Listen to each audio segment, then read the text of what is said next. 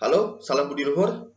Kami dari tim 11 ingin mempresentasikan hasil kerja kelompok kami yang kami beri nama aplikasi Wayang Express Mobile atau WEM. Perangkat lunak yang kami gunakan adalah Asta Profesional dan Pensil. Dan untuk materi pertama akan dibawakan oleh teman saya yaitu Michael Susento. Untuk presentasi, saya perkenalkan diri, nama saya Michael Sento, nomor NIM 18115012. Saya akan mempresentasikan analisa masalah. Wayang Express merupakan perusahaan yang bergerak dalam bidang pengiriman dan logistik yang bermarkas di Yogyakarta. Proses pengecekan satu sesi barang masih manual, harus melalui telepon atau datang ke kantor cabang. Dengan sistem pengecekan status resi barang seperti ini, konsumen tidak memiliki nomor kantor cabang, konsumen yang lokasi jauh dari kantor cabang, atau konsumen yang tidak punya pulsa untuk menelpon kantor cabang akan kesulitan mengecek status resi barang miliknya. Masalah lainnya yaitu terkadang konsumen harus menunggu tanggapan customer service kantor cabang untuk mengangkat telepon dan melayaninya, atau konsumen harus menunggu dilayani karena customer service sedang melayani konsumen lainnya. Untuk proses bisnis, konsumen menelpon ke kantor cabang, admin menanyakan keperluan si penelpon, konsumen memberitahu bahwa konsumen ingin cek status resi barang, admin melakukan pengecekan status barang pada resi yang diberikan.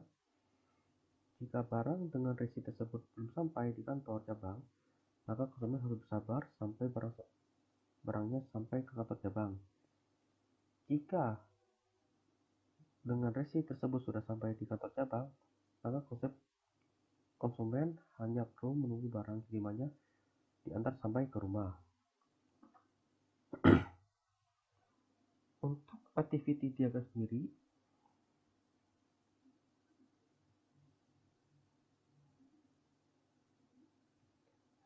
ada konsumen menelpon ke kantor cabang, menerima telepon, customer service menerima telepon dan menanyakan keperluan dari konsumen, menanggapi pelayanan customer service dan memberitahu ingin cek resi. Customer service menerima permintaan konsumen dan melakukan pengecekan resi. Dan terdapat ada dua pilihan.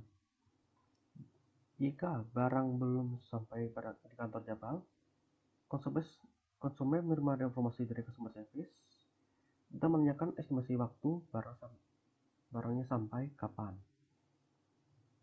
Customer service menanggapi pertanyaannya, memberikan informasi waktu sampai atau waktu kapan barangnya sampai di kantor. Pilihan kedua, barang sudah sampai di kantor dan customer service memberitahu bahwa barangnya sudah sampai dan menuju ke konsumen menerima informasi dan konsumen menunggu barangnya sampai di rumah.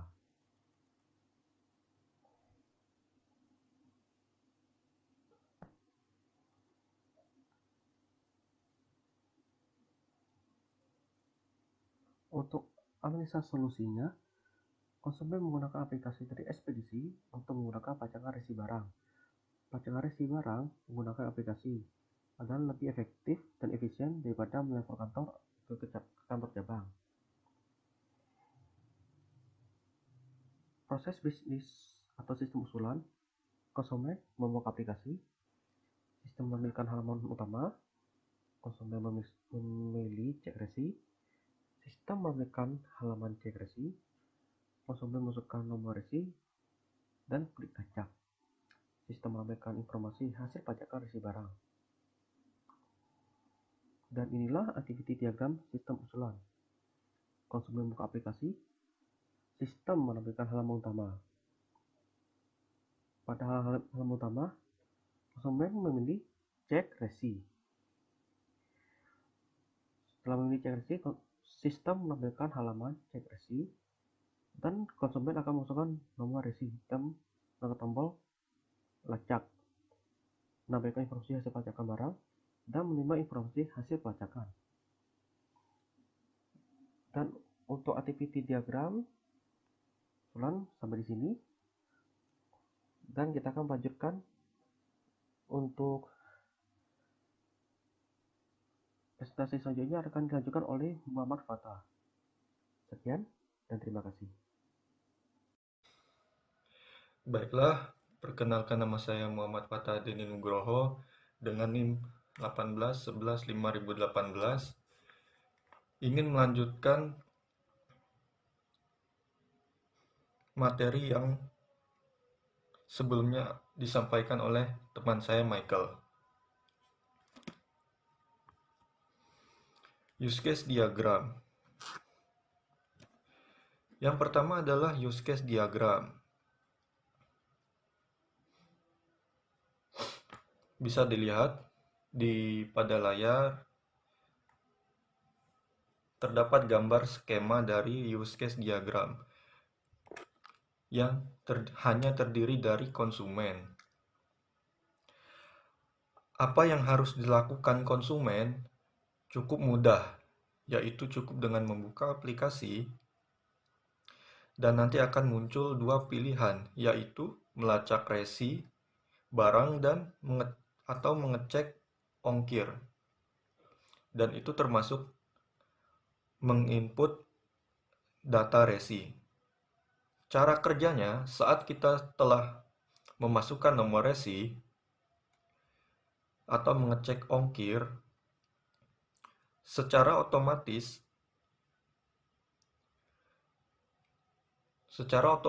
aplikasi sistem akan langsung melacak barang dan akan ada pemberitahuan apabila barang sudah sampai atau masih di pertengahan jalan.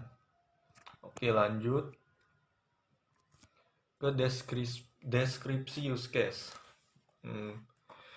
Untuk deskripsi use case, yang pertama, untuk nama use case kita hanya perlu menginput resi. Dilanjutkan ke deskripsi use case, digunakan konsumen untuk memasukkan nomor resi untuk dilacak. Aktor utamanya di sini adalah konsumen. Untuk aktor pendukung itu tidak ada. Use case yang include pun juga tidak ada. Untuk use case yang di extend itu lacak nomor resi. Kondisi awal, sistem menampilkan halaman utama dan kondisi akhirnya sistem menampilkan halaman cek resi. Pemicu di sini konsumen melihat halaman utama dan tombol cek resi.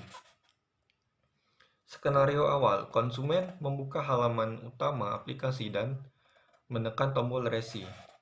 Lalu reaksi pada sistem akan menampilkan halaman cek resi.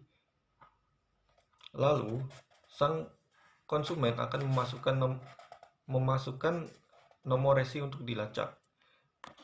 Untuk skenario alternatifnya sendiri tidak ada. Lanjut kedua, melacak resi barang. Deskripsi use case di sini digunakan konsumen untuk melacak status resi barang dengan aktor yang sama. Sang konsumen dan aktor pendukung tidak ada. Use case include menginput resi dan use case extend tidak ada. Kondisi awal di sini sistem menampilkan halaman cek resi. Kondisi akhir, sistem menampilkan halaman pelacakan. Pemicunya adalah konsumen memasukkan nomor resi dan menekan tombol lacak. Skenario normalnya di sini adalah memasukkan nomor resi dengan tekan tombol lacak. Reaksi sistem akan mengambil data dari database dan menampilkan hasil pelacakan. Skenario alternatifnya adalah memasukkan nomor resi dan tekan tombol lacak. Dan reaksi dari sistemnya adalah mengambil data dan database dan menampilkan hasil bahwa nomor resi salah. Yang ketiga adalah Yang ketiga adalah memasukkan nomor resi dan tekan tombol acak, dan reaksi sistem akan secara otomatis menampilkan hasil pelacakan. Lanjut ke use case ketiga, cek ongkir. Digunakan konsumen untuk mengecek ongkos kirim barang. Untuk aktor utama adalah konsumen, aktor pendukung, use case yang di-include atau yang di-extend itu tidak ada. Kondisi awal, sistem akan menampilkan halaman utama. Kondisi akhirnya adalah sistem menampilkan ongkos kirim barang. Pemicu konsumen melihat halaman utama, mengisi data dan menekan tombol ongkir atau ongkos kirim. Skenario normal di sini konsumen akan membuka halaman utama aplikasi dan menekan tombol cek ongkos kirim. Reaksi sistem akan menampilkan halaman cek ongkos kirim. Lalu sang konsumen akan mengisi data dan tekan tombol submit, dan sistem akan langsung mengambil data dari database dan menampilkan hasil ongkos kirim. Skenario alternatifnya adalah konsumen akan membuka halaman utama aplikasi dan menekan tombol ongkos kirim. Lalu reaksi sistemnya akan menampilkan halaman cek ongkos kirim. Lalu sang konsumen akan mengisi data dan tekan tombol submit. Lalu sistem akan mengambil data dari database dan menampilkan hasil bahwa data yang dimasukkan salah. Lalu skenario yang lain, konsumen akan mengisi dan menekan tombol submit. Lalu sistem akan langsung menampilkan hasil cek ongkos kirim. Lanjut ke terakhir, rancangan layar. Bisa dilihat pada rancangan layar awal, konsumen akan langsung diarahkan ke halaman untuk memilih dua pilihan. Jika memilih cek resi, maka akan tampil halaman masukkan nomor resi. Nah, kita hanya perlu menginput resi, lalu tekan lacak, otomatis informasi dari resi tersebut akan muncul. Apakah sudah sampai atau belum? Jika kita memilih ongkos kirim, maka halaman yang akan muncul adalah nama kota, nama tujuan, dan berat barang. Di situ konsumen hanya perlu menginput data-datanya, lalu tekan submit, dan otomatis data tersebut akan langsung, data tentang ongkos kirimnya akan langsung muncul. Sekian dari saya. Untuk materi selanjutnya akan dilanjutkan oleh teman saya, Joshua. Sekian, terima gaji. Baik, perkenalkan nama saya Joshua Romalin dengan NIM 1711-5088. Saya akan membahas tentang kelas diagram. Jadi, pada sebuah nomor resi atau pengecekan nomor resi, tentunya ada konsumen. Konsumen itu memiliki nomor unit konsumen. Konsumen itu memiliki nama, ada alamat, dan nomor telepon. Nah, konsumen punya resi.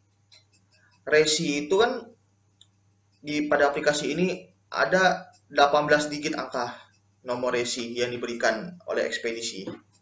Nah, jadi dari nomor tersebut itu mengartikan ada bagian-bagian tertentu terdiri dari provinsi, kota, kecamatan, tanggal, bulan, tahun, dan nomor unit konsumen. Nah, satu konsumen punya satu atau lebih resi. Nah, satu resi dimiliki oleh satu konsumen. Nah, konsumen punya resi, tentunya itu ada yang namanya tangga resi. nomor unit konsumen, dan nomor resinya. Nah, karena di sini aplikasinya konsumen hanya untuk melacak barang, jadi konsumen hanya dapat memilih saja, tidak dapat mengubah data apapun di sini.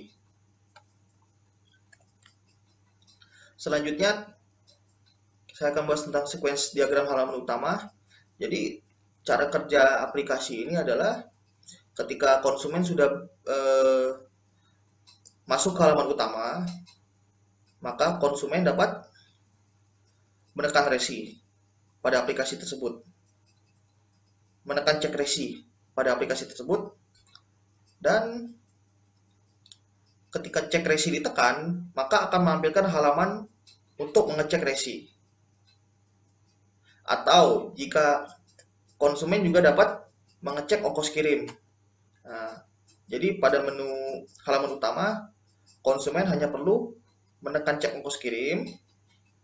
Nah, maka kontrol utama dari aplikasi akan mengecek ongkos bahwa tombol tersebut ditekan dan akan menampilkan halaman untuk mengecek ongkos kirim. Ini untuk halaman utamanya. Ya, sekarang pada sequence diagram halaman cek resi, yang terjadi adalah konsumen perlu menginput nomor resi dan mengklik lacak. Kemudian kontrol cek resi akan mengecek bahwa resi telah diinput dan tombol lacak telah diklik. Lalu nomor resi tersebut akan dicek. Jika nomor resi tersebut valid, maka akan menampilkan hasil pengecekan dari nomor resi tersebut. Dan jika nomor resi tersebut tidak valid, maka akan kembali ke halaman cek resi. Selanjutnya adalah sequence diagram halaman cek ongkos kirim. Yang terjadi adalah konsumen menginput data dan klik submit. Lalu bagian kontrol akan mengecek bahwa data telah diinput dan tombol submit telah diklik. Maka data-data itu akan dicek. Jika data tersebut valid, maka akan menampilkan hasil dari pengecekan ongkos kirim tersebut. Dan jika tidak valid, maka konsumen akan diminta untuk mengisi kembali data dengan benar. Baik, sekian presentasi dari kelompok kami. Mohon maaf jika ada salah-salah kata dan ada kekurangan. Terima kasih.